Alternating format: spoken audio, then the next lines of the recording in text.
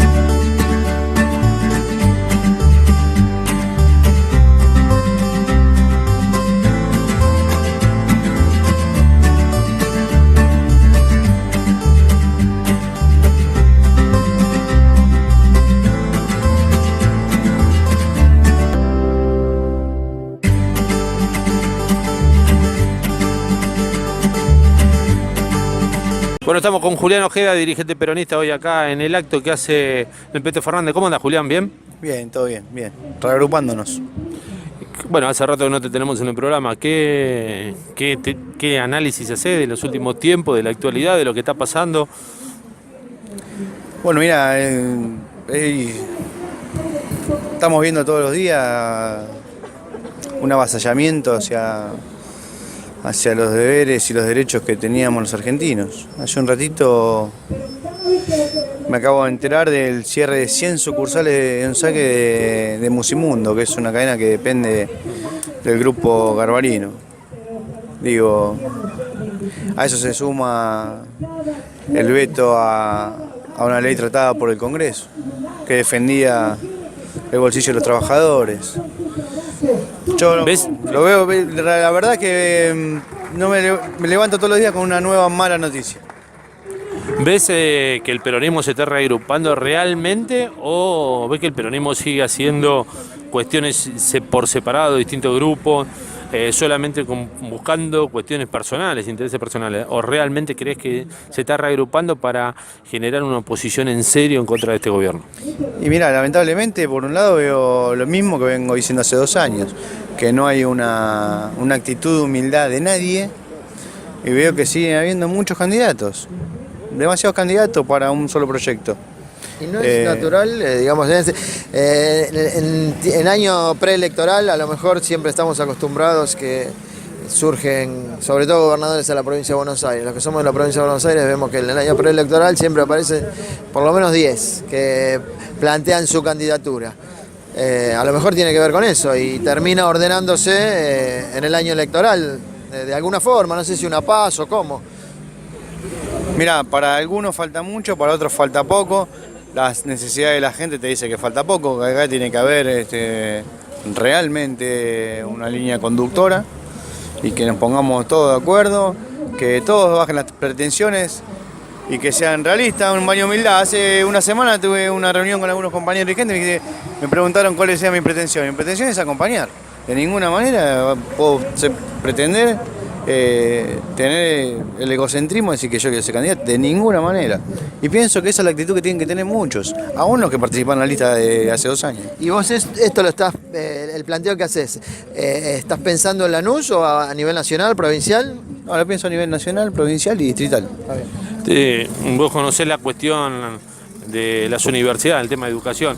El acuerdo con el Fondo Monetario viene con un ajuste que ya el gobierno de alguna manera lo lleva adelante sin que el fondo se lo pida.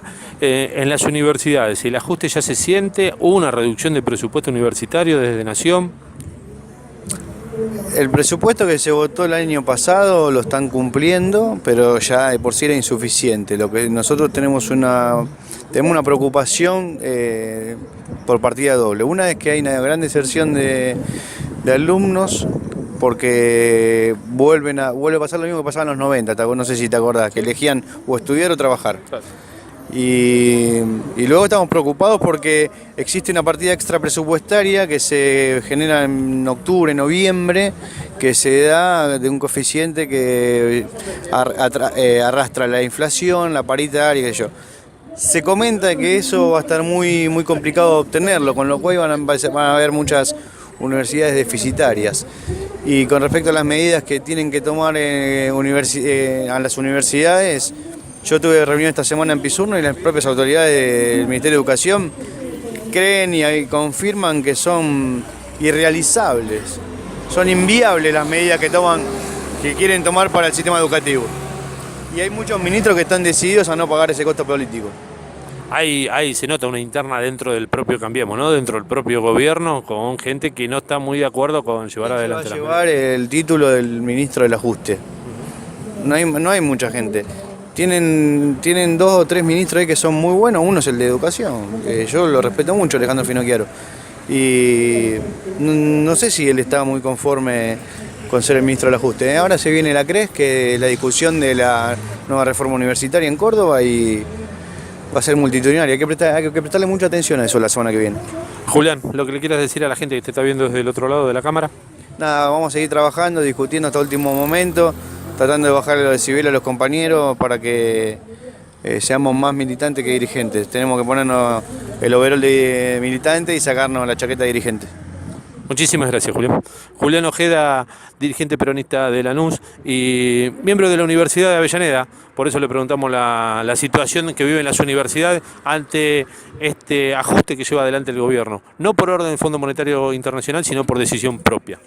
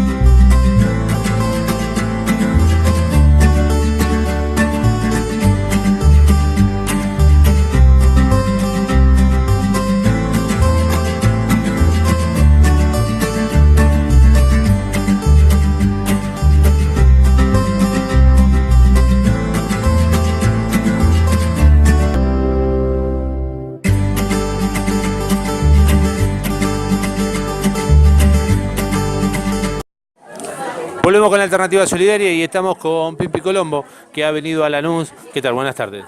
Hola, ¿cómo están? Al acto de una reunión, una charla que han dado ustedes como mujeres en la Néstor Kirchner de Lanús. Pero más allá de la charla, que me gustaría que me cuente qué le pareció y demás, me gustaría su opinión sobre la actualidad, lo que se está viviendo en la Argentina en general, ¿no? En esta Argentina donde el gobierno se ha decidido a llevar adelante un ajuste que todavía el fondo no le pidió. Bueno, la verdad es que nosotros, vos sabés que la Néstor Kirchner es un agrupamiento que nació sobre fines del año 2015, cuando perdimos la elección, la convocó Guillermo Moreno, y Guillermo viene desde entonces señalando algo que es bastante obvio, que es que Mauricio Macri y Blanco Villegas nos dijo, o sea, pertenece a la más rancia oligarquía de la Argentina y su acción de gobierno desde el primer día refleja eso. ¿En qué lo refleja?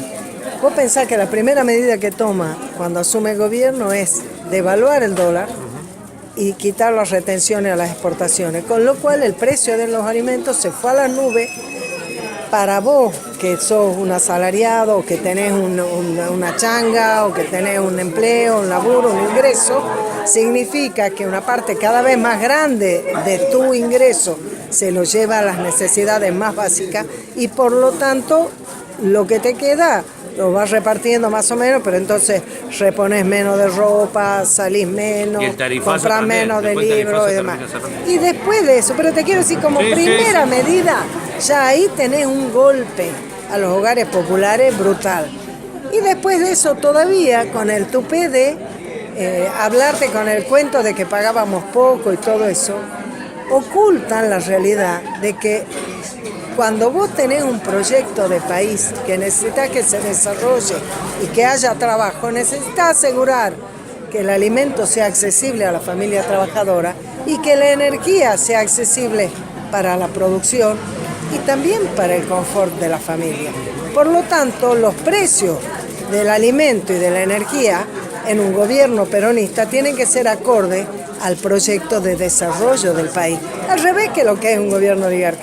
A ellos no les interesa precio de la comida alto porque lo enganchan con los precios internacionales. El precio dólar. Y la energía, lo mismo. Entonces, ahí ellos, por eso vino el tarifazo, por eso lo mantienen. Y ahora hablan del ajuste, pero lo que dicen de ajuste es todo verso, porque suponete, dicen, vamos a sacar los autos, no sé cuánto, los choferes, el viajar en primera, todo eso ya lo hizo Kirchner en su momento, cuidar de administrar con una cierta, con el cuidado de una economía que tiene que ser administrada con cuidado.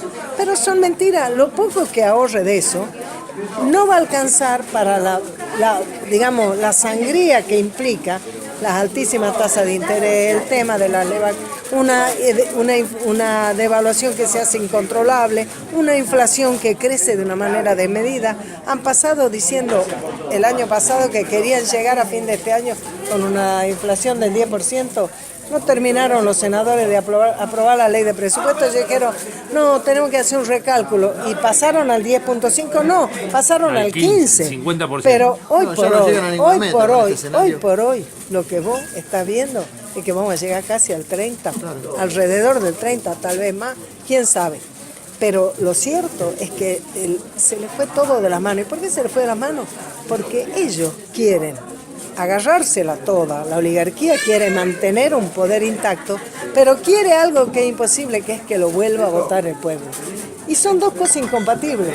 Un gobierno para los oligarcas y un apoyo popular. Pero entonces han estado tratando de tomar medidas, porque ellos no ajustaron el Estado. Ellos aumentaron en 80.000 nuevos empleos públicos. 80.000. No aumentaron nada el empleo privado. Si en 2 años y medio el empleo privado creció en 22.000, son datos del Ministerio de Trabajo. Del Ministerio de Trabajo. No, del Ministerio de Trabajo. Son datos del Ministerio de Trabajo. Aumentaron 139.000 los monotributistas, porque los incluyeron en la asignación universal. Aumentaron 80.000 los empleados públicos. Aumentaron 65.000 los monotributistas sociales de los planes sociales, porque con eso trataron de levantar un poquito el año pasado para poder, como nosotros nos dividimos, para poder decir que nos ganaba la elección. Como nos dividieron, como nosotros nos dividimos, ellos pudieron decir que nos ganaban. Pero si vos sumás los votos peronistas, nosotros tuvimos más de la mitad. ¿Hay un escenario de unidad para el 2019 dentro del peronismo? Creo que sí, creo que absolutamente. Y no solo para el 2019, creo que el hecho de que el otro día en diputados y en senadores, los distintos bloques de peronistas, mayoritariamente se hayan juntado para decirle a Macri, seguís equivocándote. Así no, esto no se soporta más. Y votar en contra del tarifazo. Y habrá que trabajar para que, porque ahora él lo ha vetado, o sea que él no le ha resuelto el problema a las personas, habrá que trabajar para que se lo resuelva. Pero creo que lo más importante que ocurrió fue justamente que el peronismo se volvió a unir. Y ese es un camino que nosotros debemos transitar, porque esto no da para más. Vos sos una dirigente gremial. ¿Qué expectativas podemos tener en función de todas estas cosas que están pasando en la CGT? El otro día hubo una reunión importante, creo yo, con el peronismo, el llamado peronismo federal. ¿Hay un cambio de mirada de la CGT frente al gobierno? No, yo creo que lo que hay, por eso está bueno que uno tenga la comprensión de que nosotros tenemos un solo enemigo que es el que está enfrente, que es la oligarquía. Y después tenemos distintos roles que cumplir. Por ejemplo, se ha tenido miradas muy críticas sobre los legisladores nuestros que vienen de provincias gobernadas por el peronismo. Y yo creo que eso es un gravísimo error, porque el pueblo nos colocó como oposición al gobierno nacional, pero nos colocó como gobierno en la mitad de la provincia argentina. Entonces, el gobernador de una provincia no puede solamente conformarse con hacer un discurso encendido, votar todo en contra, total, que se las arregle, porque él tiene una responsabilidad con su pueblo, tiene que gobernar. Y no se trata ni de apriete, ni de extorsiones, ni de carpetazo. Se trata de responsabilidad y pasa igual con los sindicatos. Vos pensás, todos los sindicatos industriales, porque este gobierno, así como te digo que aumentó 80.000 empleados públicos y 65.000 planes sociales, y que solo aumentaron 24.000 empleos privados y 30.000 empleadas domésticas, eso te está marcando algo. Entonces vos decís, los sindicatos de los gremios que dependen de que el mundo de la economía real no se destruya, ellos tienen que tener la prudencia de acompañar su reclamo y su lucha, no como, no me importa nada. Vos no pensarás que los metalúrgicos pueden meterle 40 días de paro. Vos no pensarás que eso puede ocurrir. Entonces yo no es que creo que han cambiado. Lo que va cambiando es que las inconsistencias de las políticas del gobierno, que provienen, ¿sabes de qué creo yo? De que son oligarcas, pero quieren ganar como si fueran democráticos. El proyecto oligárquico no es un proyecto que abarque a la totalidad de la Argentina. Fue un error, un accidente que no hayan podido ganar. Ojo, que nos ganaron en un balotaje. Ellos sacaron 34% de los votos. ¿Vieron que pudieron llegar al gobierno a través de los votos por primera vez? Y quieren conservar eso, y por eso tienen inconsistencia. Pues si ellos hubieran hecho un ajuste como correspondía, algunos compañeros nuestros decían un gobierno liberal. No es liberal, es oligárquico. Y los oligarcas saben usar el Estado. Y lo han usado en la década infame y lo han usado históricamente. Lo que pasa es que desde el peronismo para aquí, desde el año 43 para aquí, no habían vuelto a estar en el gobierno por una vía electoral. No lo habían hecho nunca. Entonces, hoy por hoy, y eso es lo que les ha permitido ese jueguito del segundo semestre del año pasado, poder tomar algunas medidas para aliviar esa situación de agobio de las familias. Nosotros dividiéndonos le hicimos el caldo gordo para que ellos con 42% de los votos digan que ganaron. Ellos no tuvieron la mayor parte de los votos, pero los nuestros estuvieron fragmentados, no se pudieron contar juntos. O sea que la responsabilidad de los nuestros estaría ahí, en la fragmentación. Si tuvimos que marcar un error... Exactamente, creo que nuestra responsabilidad estuvo ahí y ojo que no nos vuelva a pasar, que no nos vuelva a pasar. Ahora nosotros tenemos necesidad y obligación de estar unidos. Que no quiere decir que todos somos lo mismo ni todos pensamos lo mismo. Y la unidad tiene que darse alrededor del peronismo, porque es el movimiento que puede darle gobernabilidad y respuesta al pueblo argentino, porque no son los mejores discursos, son las mejores políticas, son las mejores acciones, son las mejores organizaciones. Y cuando los trabajadores se ponen en marcha con sus organizaciones gremiales, eso se hace imparable. Por cosas que quién sabe cómo se explicarán, nosotros llegamos divididos en el 2015 y llegamos más divididos en el 2017. Eso es una cosa que no nos podemos permitir en el 2019. Y que hoy mismo no nos lo podemos permitir, porque hoy nuestro pueblo está sufriendo, no solo porque pierde el trabajo, porque no poder pagar la luz es una cosa que te angustia, pero no poderle dar de comer a tu hijo, no poderle dar de comer a tu hijo, no poder mandarlo a la escuela porque no le pudiste reponer un abrigo, eso ya es visceral, eso es de sobrevivencia. Entonces nosotros hoy estamos trabajando para tender una mano a las personas que lo necesitan y que ya hoy están pasando hambre. Y eso el peronismo no puede dejar de hacerlo. Para ir cerrando, ¿qué análisis haces de la charla esta que viste acá en la unidad básica del Peto Fernández? Muy precioso. Me hizo un poco de gracia y lo comenté que creo que la primera vez que me ocurre que se convoque a una reunión diciendo que vamos a hablar del rol de las mujeres en el peronismo. Y había un montón de varones. ¿Viste que había un montón de varones? Bueno, pero eso es bueno. No suele ocurrir, claro que es bueno, pero viste que no suele ocurrir. Generalmente vos decís varones, una cosa de las mujeres, y los varones se van al billar, a fumar, a tomar algo, yo qué sé. Y hoy estábamos aquí, ¿sabes por qué creo yo? No como dice Van der Koy en el artículo del otro día, donde dice, entre otros, que Moreno es candidato a presidente y tal cual, vamos a trabajar para eso. Él dice, el peronismo huele sangre, y yo querés que te diga, el peronismo ve el dolor de nuestro pueblo. Y ellos no pueden ni ver al pueblo. Muchísimas gracias. A ustedes. Vamos a una tanda y enseguida volvemos con la Alternativa Solidaria.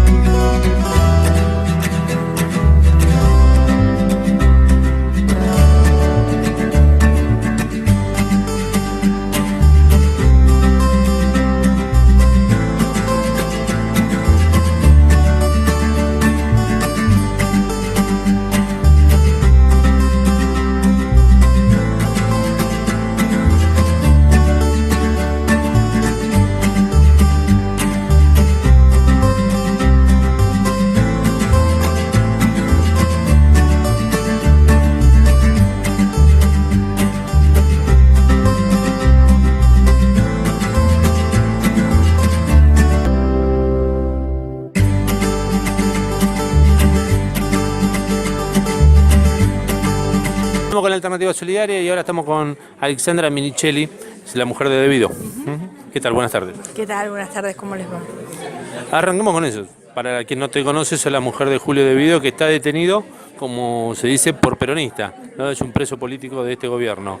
¿Qué le decís a la gente que todavía no entiende qué pasó que Julio Devido está detenido? A los compañeros que no entienden que Julio Devido está detenido y a quienes del otro lado se creyeron en el verso, ¿no?, de la corrupción, de que inició este gobierno y de decir, bueno, cayó alguien detenido. ¿Qué le decís a esa gente?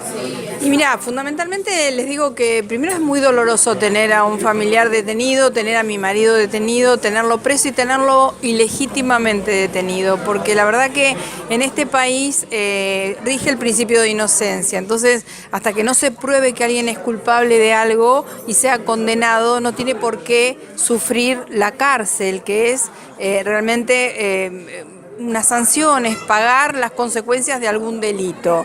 Lo segundo que les tengo que decir es que Julio Devido no cometió ningún delito. El único delito que cometió es haber sido el ministro de Planificación Federal, Inversión Pública y Servicios de Néstor y de Cristina Kirchner.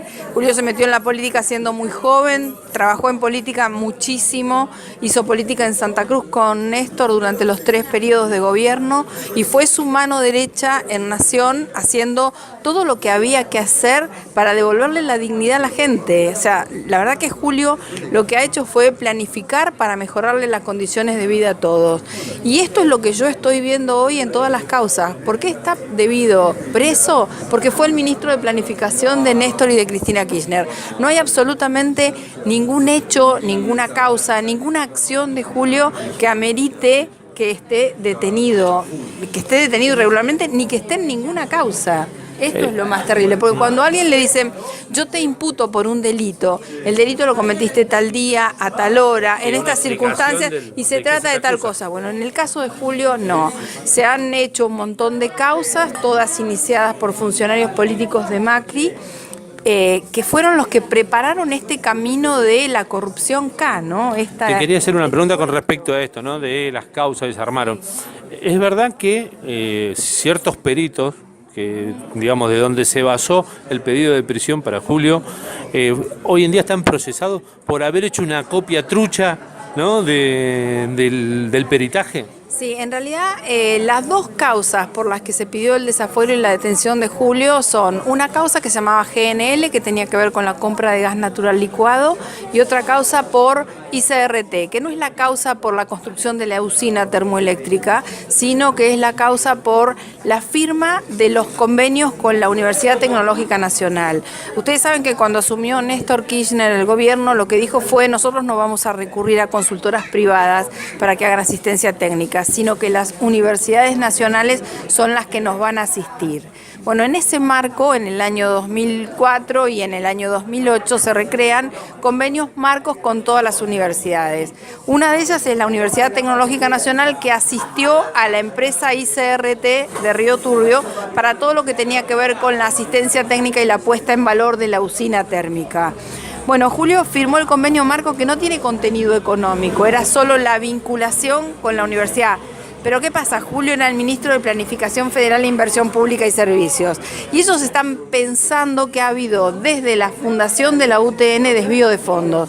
A mi pregunta es: ¿qué tiene que ver Julio con la fundación UTN? Que no tiene ninguna relación, ni con la delegación de UTN Río Gallegos, nada. Y a él se le atribuye haber firmado ese convenio marco, es todo lo que hay. Y en el caso de GNL, que es la segunda causa por la que habían pedido el desafuero, lo que pasó es que el juez Bonadío, sobre 5 peritos, privilegió la opinión de uno de los peritos, que es el perito David Cohen, que en realidad Cohen lo que hizo fue plagiar a unos estudiantes universitarios de Chile para hacer el informe pericial. Y el informe pericial en realidad estaba tomando datos para poder construir el costo del gas nacional licuado sobre variables que no tenían absolutamente nada que ver ni con el modo en que se compraba el gas, ni con la forma en que se inyectaba el gas en los gasoductos. O sea, no podían ser comparables los valores que él estaba tomando. Y a pesar de que se comprobó esto, bueno, a pesar de procesado Cohen. A pesar de que se comprobó, se declaró la falta de mérito para Julio y para el resto de los funcionarios en esa causa. Bueno, a pesar de eso, por esa causa no lo desvincularon, ya le declararon la falta de mérito y Cohen está procesado, pero o sea, este daño que te hacen en el mientras tanto, ¿quién te lo repara? Por esta causa también estuvo detenido uno de los funcionarios del Ministerio de Planificación, que es Roberto Barata, y Roberto Barata tiene niños chiquitos y él se ha pasado 3 meses detenido. ¿Y quién te repara esos días de vida que vos perdés en la cárcel? En condiciones de castigo, este es el tema. Aparte la maquinaria periodística, ¿no? Que que ellos hacen, ellos montaron.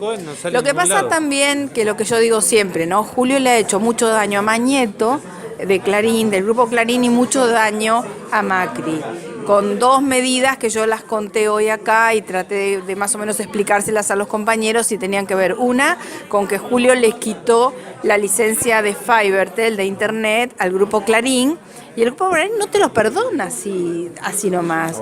Por más que ellos hicieron un amparo y al día siguiente, recuperaron la licencia porque el amparo prosperó y estuvo vigente hasta el último día del gobierno de Cristina, ellos no te lo perdonan.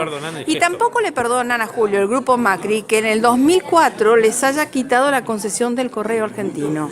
Entonces la concesión del Correo Argentino realmente significó que se tuvieran como fijación contra Julio, hicieran todo lo posible por hacer lo que están haciendo ahora, destruir absolutamente todo lo que durante el gobierno de Néstor y Cristina se había logrado, porque cada una de las conquistas sociales se están dejando de lado, cada una de las obras que estaban en ejecución se están abandonando, todo lo que no es negocio para ellos. Julio en el año 2014 estuvo a punto de nacionalizar Edenor y Edesur. Edenor y Edesur son las distribuidoras eléctricas del grupo Macri, donde tiene sus tentaferros a Caputo y a Midling. Bueno, yo sostengo que es Midling el que mayor está presionando a la justicia en este momento para que Julio no sea liberado, para que se mantenga la arbitraria detención de Julio. Y esta descripción que vos haces de presos políticos que pasan el proceso judicial adentro, ¿cuáles son las motivaciones del oficialismo? ¿Qué entendemos? ¿El odio simplemente? No, yo creo también que Julio es un gran armador político y Julio afuera sería una contra muy fuerte para el gobierno de Macri y para Macri. Primero porque obviamente sabe perfectamente quiénes son los que están operando para que él esté preso, sabe quién es Midling claramente, aunque Midling esté oculto, sabe claramente quién es Caputo y con quién se asoció Caputo y qué ha hecho Caputo, y sabe perfectamente quién es Macri y quién es su padre. Y además de esto, una cuestión política de decirle a la clase media: miren, le subo los impuestos, le ajusto, pero le doy presos. ¿Puede haber algo de eso también? ¿O? Y mirá, lo que pasa es que siempre tenía que... yo siempre digo así en forma muy coloquial que Julio es como cabeza de turco o el más emblemático de la gestión anterior y por eso está preso. Para ellos es un gran triunfo tener a Julio preso. Y para muchos de nuestros compañeros, lamentablemente, se encolumnaron detrás de él para esconderse. Y esto es lo que pasó en el Congreso Nacional en la oportunidad del desafuero de también Julio. Una especie de saña. Me acuerdo del caso de Vudú, por ejemplo, que lo fotografiaron descalzo. Claro que sí. Hay una cosa de ejemplificadora o de castigo. Ellos modelizan a través de la corrección. De hecho, si no, no estarían en este momento convocando a las fuerzas de Estados Unidos para que se metan en la seguridad interior de nuestro país, que eso me parece que es un tema absolutamente grave.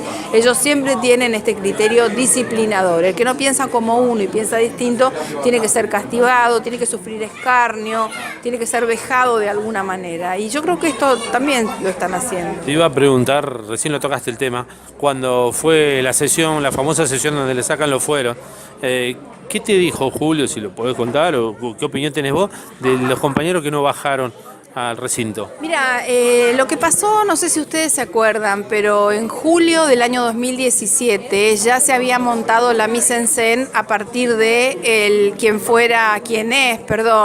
jefe de seguridad de Boca, el fiscal Stornelli. El fiscal Stornelli, siguiendo el lineamiento de Macri, lo que había hecho era instar a que pusieran preso a debido a como de lugar. Él ya estaba motorizando todo lo que iba a ser después, concretamente el desafuero y la prisión de Julio. Lo había hecho con la doctora Carrió, que es la enemiga pública número 1 de Julio realmente, porque desde el año 2004 está arengando a todo el mundo con que hubo sobreprecio en la obra pública, hubo un montón de cosas que ella nunca acreditó, nunca probó y que ninguna de las pericias en ninguna de las causas le dio la razón. Entonces, en junio lo que hicieron fue iniciar esta acción de inhabilidad moral de Julio Devido para desaforarlo.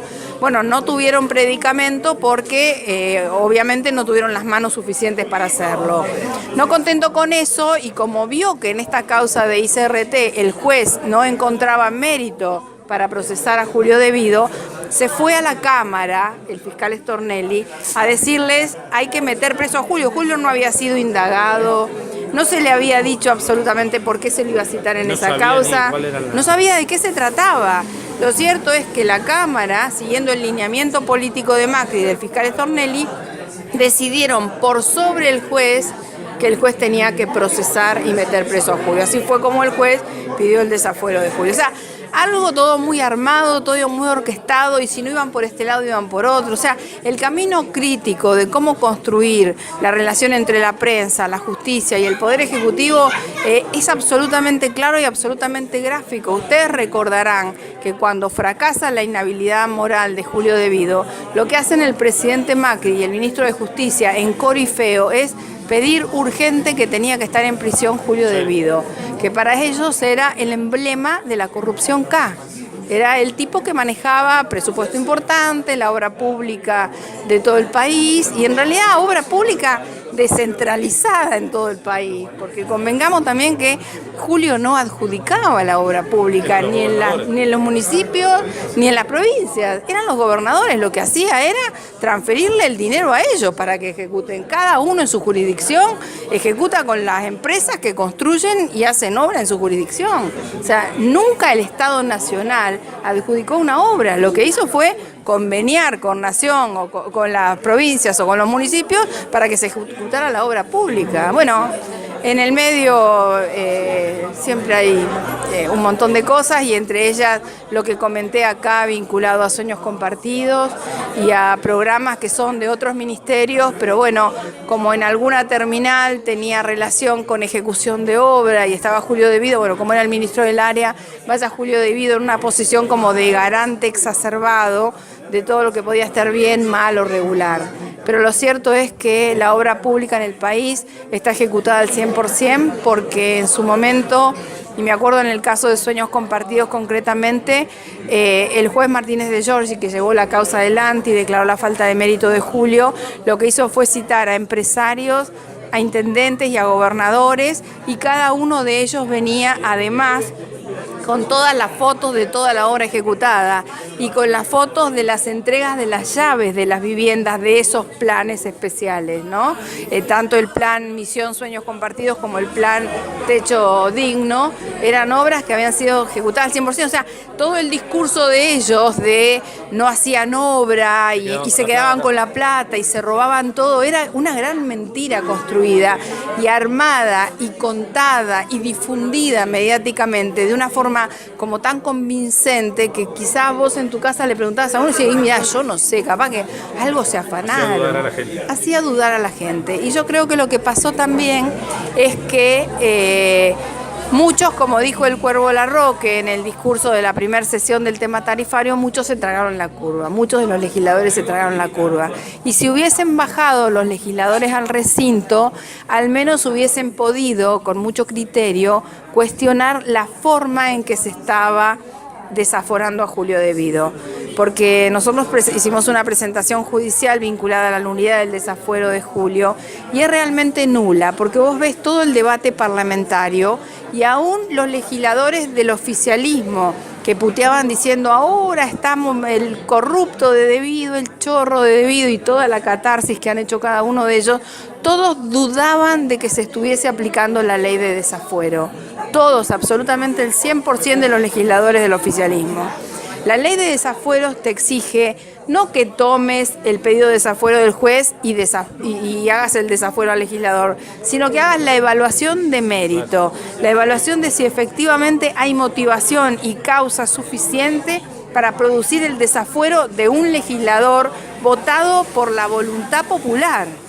Y en realidad la única legisladora que se tomó la molestia de ir a los juzgados del Bonadío y de Rodríguez para ver de qué se trataban las causas fue la diputada por Corrientes, Araceli Ferreira, del movimiento Evita.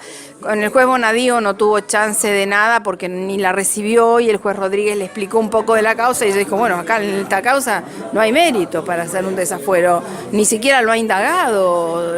Bueno, mire, pero la Cámara le había ordenado a él y él, como obediencia debida, había mandado el pedido a la Cámara. Pero creo que si los legisladores nuestros, en vez de esconderse detrás de Julio por temor a carpetazos, o porque en alguna desafortunada frase la presidenta dijo yo solo pongo las manos en el fuego por mí, por mis chicos, creo que si hubiesen bajado, hubiesen hecho un gran favor al país, porque en realidad hubiesen aclarado esto que ahora se pone en evidencia con el desafuero de la diputada Ayala del Chaco. Que en realidad lo de la diputada Ayala es muchísimo más grave, porque está imputada por lavado de dinero, está imputada porque existen sociedades a su nombre. En el caso de Julio, la verdad que lo único que pueden decir es que fue ministro de Planificación, porque no es una persona de fortuna, porque no tiene cuentas offshore, porque no tiene empresas en paraísos fiscales y porque siempre trabajó por todos y cada uno de los tipos a los que representó o defendió, que en todos los argentinos, la verdad, y en todo el país. Para ir cerrando, te agradecemos el tiempo. Has estado acá presente en la Unidad Básica de la Néstor Kirchner del Beto Fernández en Lanús y nosotros vinimos a cubrirlo. ¿Tenés a la gente del otro lado? ¿Qué es lo que le quieras decir? ¿Que te haya quedado? ¿Que te falte decir? No, que la verdad que salí a pelear por Julio y salí a dar la cara y salí a contar mi verdad y lo que yo siento y pienso, porque en definitiva fue mi hijo menor el que me dijo, mira mamá, si papá tiene una condena mediática, la defensa también tiene que ser mediática. Así que estoy dando la pelea en cuanto medio de prensa me convoca y bueno, y estoy también un poco explicándole a cada uno de los compañeros de qué se trató la actividad de Julio, qué fue lo que hizo durante su gestión y qué es lo que tenemos que defender como bandera, ¿no? Los 42 puntos de todas las obras involucradas en el plan estratégico territorial, que es lo que tenemos que defender para sacar el país adelante y para estar todos mejor. Así que gracias. Y no olvidarse los presos políticos, de Julio Devido y Milagros Salas, ¿no? Julio Devido, Milagros Salas y muchos más, porque acá hay un preso político que está preso porque tiene el mismo apellido que Kirchner también, y es el arquitecto Carlos Kirchner. Son muchos los presos políticos en este país, y sería muy ingrato olvidarme de alguno. Así que por todos los presos políticos, libertad urgente, y por todos los procesados sin condena, libertad urgente. Muchísimas gracias. Enseguida regresamos con Alternativa Solidaria.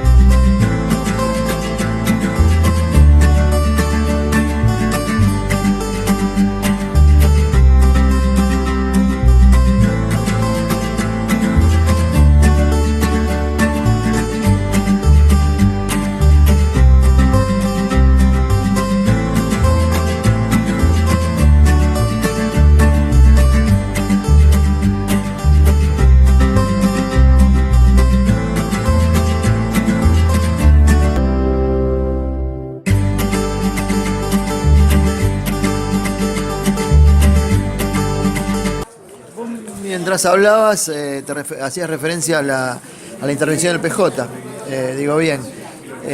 ¿Vos crees que eso se puede modificar en los próximos días, pensando en la sentencia judicial que acaba de salir hace poco?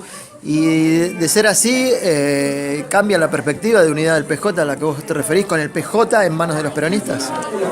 Creo que es inevitable que el Partido Justicialista vuelva a las manos que tiene que volver. Tenemos que acordarnos de cualquier manera que Perón lo dejó escrito, no es algo que cada uno puede interpretar a su gusto, y el Partido Justicialista es la herramienta electoral que tiene el Movimiento Nacional Justicialista. También nos tenemos que acordar que el peronismo es un movimiento frentista y que el mismo Perón nunca ganó una elección con el Partido Justicialista como nombre en sus boletas, ¿no? Así que creo que no hay otra alternativa que el Partido Justicialista vuelva a las manos de sus afiliados y a quienes lo votaron, y que tiene que ser la columna vertebral del nuevo gobierno. Y a los lados de esa columna vertebral, que tiene que estar sin ningún lugar a dudas con los movimientos obreros, con el movimiento obrero, al costado tiene que estar todo lo que es el campo nacional y popular. No vamos a despreciar a nadie. Yo sigo la línea de quien representa a la Néstor Kirchner, que es Guillermo Moreno, y él habla de una unidad con todos, y nosotros creemos que es el momento de la unidad con todos. Y en función de los hechos que se vienen sucediendo estos días, el otro día se lanzó un frente, si bien un frente que parece ser de centro-izquierda, pero ahí estuvo el presidente del Partido Justicialista de la provincia de Buenos Aires, también estuvo el secretario general del sindicato de los porteros de Capital. Esta llegada de los senadores al edificio de Azopardo, Cristina cuchicheando con el presidente de la Cámara de Senadores. Hay Moyano que dice, y si me llama Cristina me siento a tomar un café. Creo que no estamos en la misma situación que estábamos el año pasado. ¿Vos tenés una mirada esperanzadora en función de esto que vos decís de la unidad? Sí, no tengo dudas sobre eso, no tengo dudas. Creo que, y lo hemos conversado por suerte en diversas oportunidades que pudimos estar nosotros, nosotros como base tenemos solamente la expectativa, pero de lo que va a pasar, pero obviamente tenemos cuadros políticos Y si bien más de una vez se ha señalado a Pichetto como si fuera el generador de todos los males del movimiento nacional y popular, Pichetto dio una muestra de que cuando el peronismo se tiene que alinear, él dio una cátedra de política en su alocución en el Senado. Lo de Moyano creo que fue todavía un poquito más profundo porque en un momento había dicho que si lo invitaba a Cristina iba a tomar un café, y en este caso inclusive asumió que él tenía parte de la responsabilidad por los enojos y que había que subsanar esos enojos y volver a hablar con todos, porque él contó la situación de que ella se iba al exterior y qué sé yo. Yo creo que no hay otra alternativa, que lo saben ellos, que son verdaderos cuadros, y nosotros que somos dirigentes de pequeños espacios o de espacios más, no importa la cantidad, pero tenemos la obligación de transmitirle eso a cada uno de nuestros vecinos. Tenemos la obligación, no tenemos otra alternativa. Nosotros, en la reunión que hicimos el fin de semana, por suerte hubo gritos y enojos como corresponde a los peronistas, pero terminamos entendiendo y alineándonos en que no hay otro camino más que la unidad y sin purismos. Necesitamos que el movimiento nacional y popular vuelva al gobierno. Y que salga a la calle, ¿no? La gente está buscando una opción de este gobierno, una opción distinta, ¿no? Una opción, pero en la calle. Y como vos dijiste en una parte, cuando te tocó hablar, cuando hablaste acá, en la presentación, hay mucha reunión hacia adentro, mucho acto hacia adentro, pero no se ve mucho caminar en la calle a ciertos dirigentes o a los grandes dirigentes, cuando la gente está buscando a alguien que los escuche, los acompañe, los entienda y hasta los ayude en la situación que se está viviendo de ajuste. Claro, sí. Yo lo hablé con los representantes de cada espacio, ¿no? Esto antes de hablarlo con todos los demás. Me parece muy bien que se hagan actividades, que se convoque a referentes provinciales, nacionales. Ahora, si todo el objetivo de eso es mostrarle cada uno al otro cuál es el poder que tiene, o cuál es la llegada, o la rosca de superestructura, o ponerle el nombre que quieras, el que está viendo tu programa, que no tiene noción de eso y lo que necesita es parar la olla todos los días, necesita que realmente lo representemos en la calle. Que volvamos a enamorar al pueblo, que no le demos espacio a que los medios hegemónicos te lleven a los autoconvocados sin conducción, que es lo que buscan. Nosotros necesitamos conductores que nos indiquen el camino que tenemos que llevar para volver a tener un gobierno para el pueblo libre, ¿no? De por sí ya te felicito por el evento que llevaron adelante hoy acá, en tu local de la Néstor Kirchner en Lanús, pero bueno, tenés a la gente del otro lado, lo que le quieras decir, la gente que te está viendo en este momento. Yo lo que le puedo decir a la gente es que cada uno de los que me conozcan, muchos o pocos, saben que hablamos desde el corazón, desde la sinceridad, y que ponemos el cuerpo a cada una de las actividades que se pueden hacer para conseguir la unidad y para conseguir volver a la política. Creemos que la política es la única forma de modificar la vida de nuestros vecinos, así que los invitamos a todos a participar en el espacio que elijan, en el lugar que se sientan más cómodos, pero tienen que militar, tienen que caminar, tienen que convencer a cada vecino que hoy está desesperado y enamorarlo y demostrarle que hay un futuro posible con la participación de todos. Muchísimas gracias, Peto. Aldo, ¿qué quieres decir para cerrar? Así nos vamos despidiendo. No, un poco me sumo a lo que decía él. Llega el Fondo Monetario Internacional, llega para quedarse. Grecia es tierra arrasada. Grecia es el Fondo Monetario Internacional, fueron las políticas del Fondo Monetario Internacional, y si no nos vamos a Grecia tenemos a Argentina del 2001. Así que me parece que hay que seguir el ejemplo del compañero y un poco copiar lo que dice el compañero. Hay que militar, hay que trabajar y hay que ponerle el pecho y el laburo a todo esto, porque vienen y vienen desgollando. Bueno, hoy un programa distinto, un programa desde el local de la Néstor Kirchner acá de Lanús, pero como decimos siempre, tratando de llevar toda la información. Escuchamos la palabra de Pimpi Colombo y la palabra de la mujer de Julio De Vido, pero hay cosas que pasan en Argentina. El gobierno vetó la ley antitarifa o antitarifazo y ya quedó atrás, lo tapó el hecho de la suspensión del partido Argentina-Israel. Yo creo que más allá del desastre diplomático que llevó adelante el gobierno con intentar que Argentina juegue en Jerusalén un partido contra Israel, también le sirvió para tapar otras cuestiones. En la Argentina sigue habiendo situaciones terribles. Se van a conocer los datos de la pobreza. La UCA ya anunció que aumenta la pobreza, va a estar arriba del 29% el nivel de pobreza. Por otro lado, la inflación va a estar por arriba del 27% este año, cuando las paritarias no se les permite que superen el 15% porque el gobierno lo puso como techo. Pero está la vida cotidiana, como decíamos la semana pasada con Aldo. El problema es de quien no tiene para poner un plato de comida arriba de la mesa para sus hijos.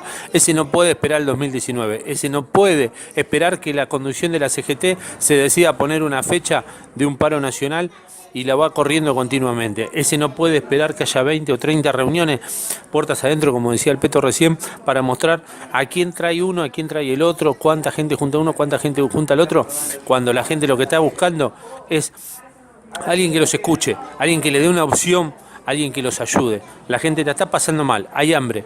En esta semana se vio el panazo en la Plaza del Congreso. Y para quien lo vio, en C5N se vio una imagen de una mujer llorando porque caminó 40 cuadras para ir a buscar unas flautas de pan para poder darle algo de comer a su hijo. Hace un año que está sin trabajo. Así, esa historia, hay millones en la Argentina. Millones de estos 2 años de gestión de un gobierno que vino a destruir todo. Bueno, malo, lo que sea, pero vino a destruir todo, salvo sus grandes negocios. Bueno, nos vamos hasta el próximo programa. Muchísimas gracias a todos. Gracias Gonzalo del otro lado de la cámara. Gracias Aldo. Gracias Peto por abrir una puerta de tu local. Y gracias a usted que está del otro lado. Hasta el próximo programa.